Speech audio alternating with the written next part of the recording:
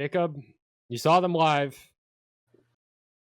We have Thousand Below with their fourth studio album titled Buried in Jade.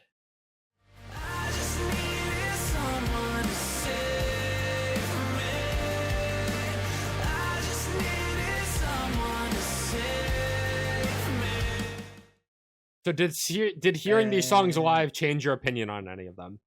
No, my opinion. So I heard this album, like the day it came out, and it was like, it's all right. Probably my least favorite, Thousand Below album.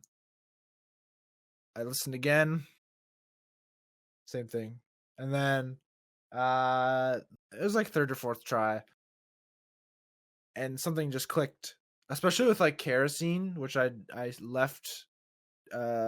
I didn't listen to it as a single, so I getting to hear that in as like a new song. I think it's my favorite. Quiet and Cold is good too. There's a lot of good songs that I saved for the album, like Save Me as well. I'm very glad I did that, because after hearing The Palace of Dread as a single, that was the last single I heard, my expectations kind of went down a little bit. But I should have known, because Thousand Below does this all the time. Their second song is usually their freaking heaviest on every album they've done, I'm pretty sure. At least for the past three. Maybe not the first album. But the second song in the track list is always the heaviest. And it was the same with this. But yeah, I loved Wrong Again as a single. I loved Shake as a single, which it took a little bit of getting used to, but yeah, there's so many good moments, like the chorus of Kerosene, the little acoustic bits in Michelle's song, and then Buried in Jade, which is a phenomenal closer, which I think it is like, I don't know, it feels like they've grown so much just hearing just that off that song alone. It's not necessarily a ballad. It seems to start that way, but then it progresses into this crazy emotional and heavy. In some ways, it reminds me of Crash and Burn by Dayseeker, the closer to Sweep Talk.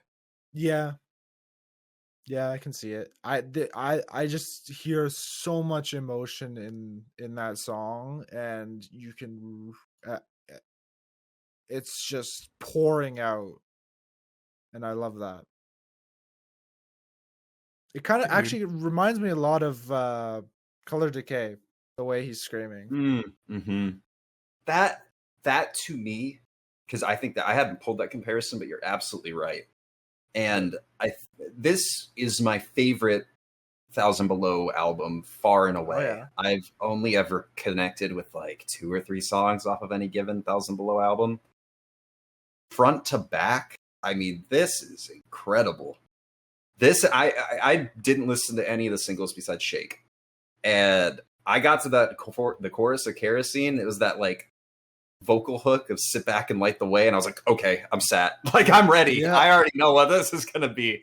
And I listened to it once and I was like, wow, what an incredible album. And then I'm like, well, the songs I didn't like or like didn't save, I feel like the rest of the album is so good. I should go back and listen again. And I did. And then I saved the rest of them. Like, it was, I don't know what got into me, but this is the most mature I think they've ever sounded. Yeah. I think that they've progressed a lot.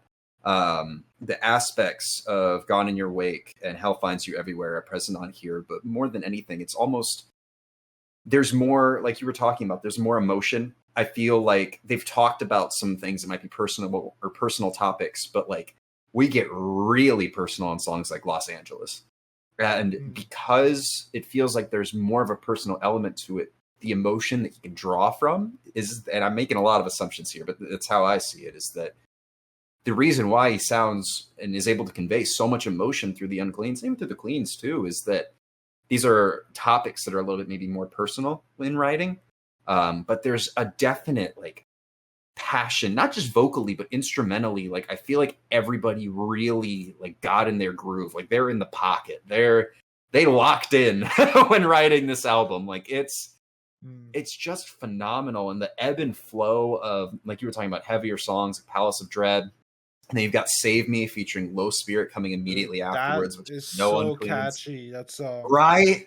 Oh man, everything Low Spirit I feel like is, I mean, I guess he's a decently big artist, but is it like unsung? I feel like everything he features on is so catchy and good. It's talent. He's a new Kellen Quinn of features in the scene. I feel like you want him on there. Gone are the days of Sleeping with Sirens. We've got Low Spirit now. I mean, it's just like we were talking about with Fit for a King, the pacing on this album, I feel like is really well executed to get to something, you know, from, again, Kerosene to build the energy into Palace of Dread. Then you get the lighter, quote unquote, song of Save Me. Something builds up a shake, you know, winding down again with Los Angeles before building it up with the Way Down. Like you were talking about Michelle's song, which I thought was gorgeous. I mean, it's just, this to me feels like they can do no wrong. The Michelle song and Buried in Jade both have closer energy to me. It reminds me of Sleep Talk, which I think has like 3 songs that could be closers. Yeah. Yeah. We mentioned that a little bit earlier, but yeah, I think it's been a while since I've had an album do that to me, where I feel like there could be 2 different closers. I guess Take Me Back to Eden is the last one. Yeah. Well, and to be able to have songs like that, but also to pull it off, like you don't want to lose. A closer is like generally the cap of an album. You don't want to lose people as you listen. It's okay. Well, this could have been. It's kind of like what I had with is the name of the Conquer Divide album Slow Burn? Am I remembering that correctly? Oh. That to me felt like it had 4 openers. And that's what took me out of having it be in my top 10 list. That you're right. There's like 3 closers on here. They kill it. It's pulled off and executed perfectly. I mean, I had no expectations going into this. 0, none. And I was blown away. I think that this is, maybe it's not my favorite song of them or favorite album of the month, but it's up there. And if you would have asked me based off the previous releases, I mean, yeah, I can see why. It's incredible. This is one of the few albums that dropped this year where I'm like, I listen one time and I'm like, where's the fucking vinyl? Like, I need it now. I'm blown away. Absolutely blown away. Phenomenal post-hardcore album. Probably the best I've heard this year. Pull up the spreadsheet. It's up right now. While you're pulling that up, I will say The Quiet and Cold is probably my song of the month. A song of the month? Song of the month. Hell yeah. It's a really good I could song. pick any of these. It's so good. Honestly. I think my least favorite is Royal Effect. Probably. Oh, God, Maybe. if I had to pick one, it would maybe be Wrong Again or Feel It End. Like, dude, it's just too good. It's just so peak. Wow. What a fucking album. Unbelievable. It's a very good album. Yeah. I've been very quiet. I really don't have too much more to add from what you guys have said, but in a surprising turn of events, my favorite song on this album is Los Angeles, which is really something something that I wasn't expecting, sang because that live, actually. It's the softest song on, other than Michelle's song, which is like an acoustic. But I feel like Los Angeles is very reminiscent to Gone in Your Wake, and especially the songs on Gone in Your Wake that I didn't like.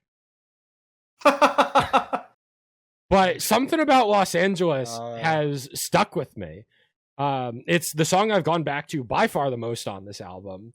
Interesting. And just James's delivery in that verse of the days get a little bit shorter, and that's how we're always traveling. Life gets a little bit harder, but it keeps going. Just the vocal delivery and the pacing of it. It's obviously the lyrics are super personal, which you already touched on, but the delivery on those lines as well. And then when the drums and guitars kick in on that chorus, it's just such a huge moment. Los Angeles is a phenomenal song. I did really enjoy everything else here, just not as memorable as Los Angeles for me. I think maybe because it is just one of the more unique songs on the album that by it being unique stands out more. But by no means am I saying that songs like The Way Down or Feel It End or The Quiet and Cold are bad. Just Los Angeles has been the true standout for me here. I guess I can also mention that like I'm an acoustic hater, so I didn't save Michelle's song. It didn't. I didn't really feel much of anything listening to Michelle's song. It's there. You'll get there. I don't know if I will. This has been a common trend with me for like 6 years that acoustic closers on albums do nothing for me. Not a closer. You're gonna. Everybody's completing their cycle right now. So Jacob's getting lighter. Justin's getting heavier, and you're gonna start liking acoustics. I can feel it. Give it a year. I'll enjoy like maybe 2 acoustics. I've been all over the place for 7 years, man. I feel like I've been getting lighter for a while now, though. You have. I think Garden really kicked it off. Yeah. Garden and Eden. Not Garden of Eden. Yeah, right. Sleep tokens everywhere. They've been with us all along. Sometimes a single brain cell we share just kind of collides.